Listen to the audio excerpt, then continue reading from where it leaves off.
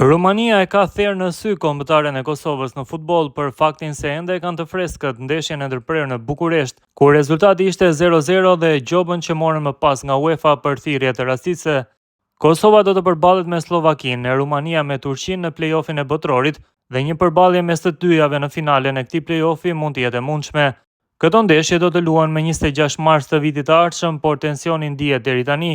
Selektori i Rumanisë Mircea Lucescu me një gjuhë provokuese e ka pyetur selektorin e Kosovës, Franco Foda: "A do të luash deri në fund apo do të largoheni përsëri nga fusha?" Ishte pyetja ironike e Lucescut.